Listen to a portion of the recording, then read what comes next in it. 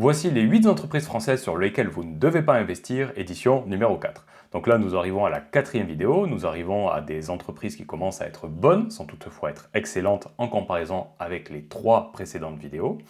Et c'est pour ça que nous allons commencer avec la numéro 8, qui est Pernod Ricard. Donc Pernod Ricard, c'est un géant français des spiritueux. Il produit et distribue des marques comme Ricard, Absolut et Chivas. Sa note à l'art est de 7,82, donc on arrive à une note à peu près de 15 sur 20, voire même 16 sur 20. Si vous voulez savoir comment j'ai construit cette note, eh bien je vous renvoie à cette vidéo pour connaître les 26 ratios que je regarde. Sa tendance sur les 10 dernières années est haussière, avec sur les 3 dernières années une note supérieure à 8,6, en sachant que moi j'investis seulement sur des entreprises qui ont plus de 8,6 sur 10, et en note moyenne. Donc ça veut dire quoi? Ça veut dire que Pernod Ricard est une entreprise que je surveille, mais sur lesquelles je ne vais pas investir maintenant. Sa rentabilité est de 14% en moyenne entre 2014 et 2023. Comment j'ai établi cette note? Eh bien, c'est les résultats nets après impôt divisés par le chiffre d'affaires. Et donc, c'est une moyenne, ce n'est pas la note sur 2023, c'est vraiment une moyenne, une vue d'ensemble.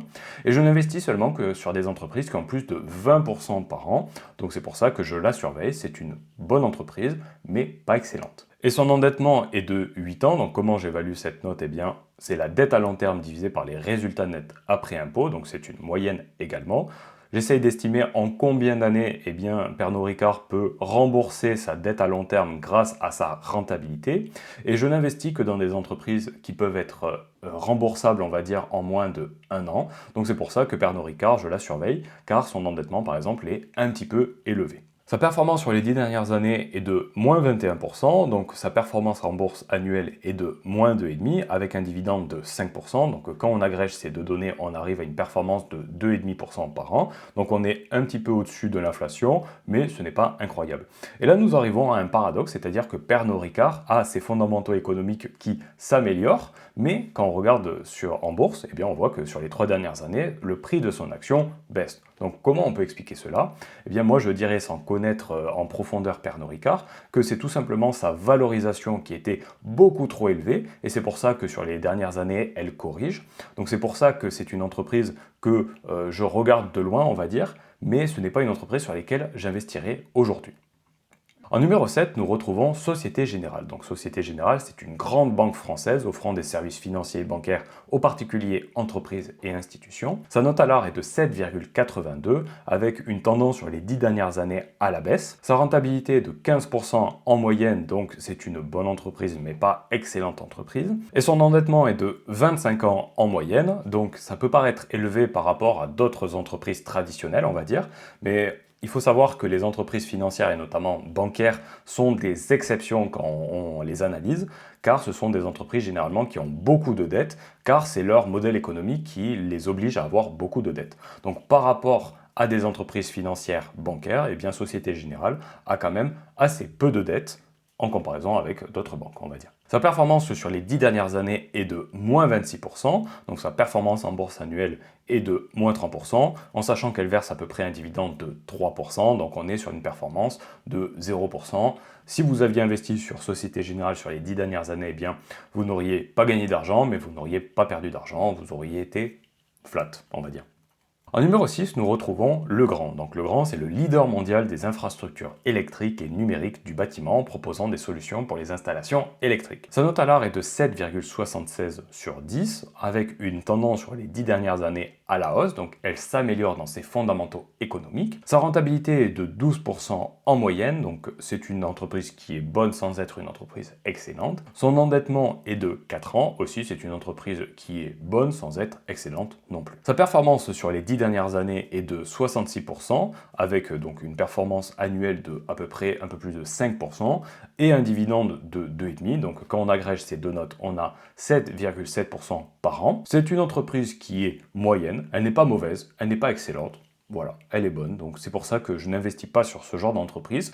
En numéro 5, nous retrouvons Vinci. Vinci, c'est un groupe mondial de concession et de construction, actif dans les infrastructures de transport, de BTP et d'énergie. Sa note à l'art est de 7,65 sur 10, avec une tendance à la hausse sur les 10 dernières années. Sa rentabilité est de 6%, ce qui est un petit peu faible, et son endettement est de 9 ans, ce qui est un petit peu élevé. Sa performance sur les 10 dernières années est de 90%, donc sa performance annuelle est d'à peu près 6,5% par an. Avec un dividende de 4,5%, on arrive sur une performance agrégée de à peu près 10-11% par an. Donc pareil, Vinci, c'est une entreprise qui a ses fondamentaux économiques qui s'améliorent. Par contre, sa rentabilité est un petit peu basse, son endettement est un petit peu élevé. Donc c'est pour ça que ce n'est pas une entreprise sur laquelle j'investirai. En numéro 4, nous retrouvons Christian Dior. Donc c'est une maison de luxe emblématique spécialisée dans la mode, la parfumerie et les cosmétiques. Sa note à l'art est de 7,57 sur 10, avec une tendance sur les 10 dernières années à la hausse. Sa rentabilité est de 15%, donc ce qui est assez bien, mais ce n'est pas excellent, et son endettement est de 1 an, donc c'est une entreprise qui est très bien gérée, qui n'a pas de dette, donc ça veut dire qu'il y a très peu de probabilité de faire faillite. Donc ça, c'est un bon point. Sa performance sur les 10 dernières années est de 152%, donc ce qui représente une performance annuelle d'à peu près un peu moins de 10%, en sachant qu'elle a un dividende de 2,5%, donc quand on agrège ces deux notes, on a une performance annuelle de 12,37% par an, ce qui est correct. Donc Christian Dior, qu'est-ce qu'on peut dire? Eh bien, c'est une entreprise qui est bonne, qui n'est pas excellente en comparaison avec d'autres entreprises de luxe que nous verrons peut-être dans la prochaine vidéo.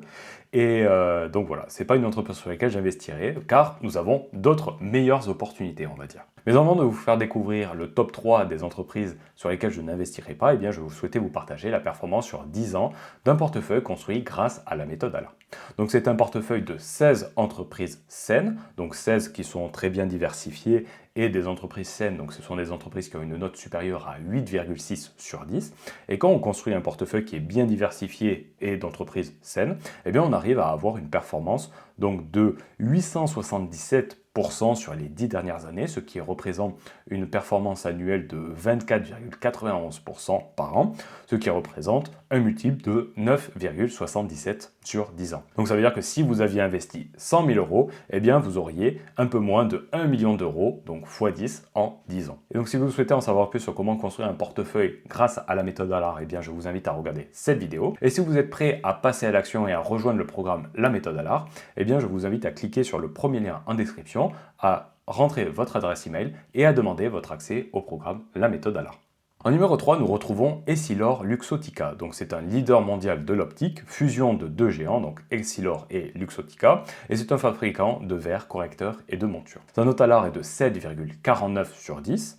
Donc sa note sur les 10 dernières années s'améliore avec le temps, donc c'était un bon point. Sa rentabilité est de 10%, ce qui est un petit peu faible. On commence à être sur au-dessus de 10%, donc c'est bien sans être excellent. Et son endettement est de 9 ans, donc c'est un petit peu élevé. Sa performance sur les 10 dernières années est de 106%, donc sa performance en bourse annuelle est de 7,5% par an, avec un dividende de 1,6, donc on a une performance agrégée d'un peu plus de 9% par an. Donc Essilor, c'est une bonne entreprise, mais ce n'est pas une excellente entreprise, donc c'est pour ça que je n'investis pas dans cette entreprise. En numéro 2, nous retrouvons Dassault Systèmes, donc c'est une entreprise spécialisée dans les logiciels de modélisation 3D et de gestion du cycle de vie des produits, donc PLM, et sa note à l'art est de 7,44 sur 10.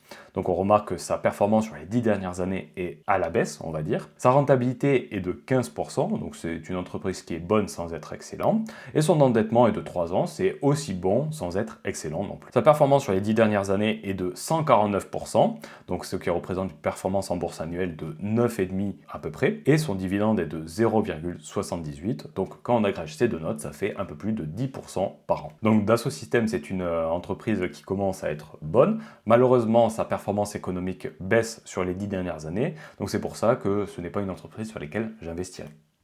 Et en numéro 1, nous retrouvons L'Oréal. Donc c'est le numéro 1 mondial des cosmétiques, offrant une vaste gamme de produits de beauté, soins de la peau et de maquillage. Sa note à l'art est de 7,4 sur 10, avec une tendance sur les 10 dernières années de ses fondamentaux économiques à la hausse. Sa rentabilité est de 15% par an en moyenne, ce qui est bien sans être excellent. Et son endettement est de 0, donc ça veut dire quoi? Ça veut dire que c'est une entreprise qui a très peu de dettes, voire pas du tout de dettes, et donc c'est un bon point. Sa performance sur les 10 dernières années est de 110%, donc ce qui représente une performance annuelle de 7,71%. Elle verse un dividende de 1,78, donc quand on agrège ces deux notes, on arrive à une performance globale de 9,5 par an. Donc L'Oréal, c'est une entreprise qui est bien, sans être une entreprise excellente, et c'est pour ça que j'investis principalement sur d'autres opportunités, et c'est celle que nous allons voir dans la prochaine vidéo. Donc ce que vous devez retenir, c'est que on commence à avoir une certaine corrélation entre la performance économique, est-ce que c'est une entreprise qui est saine ou non,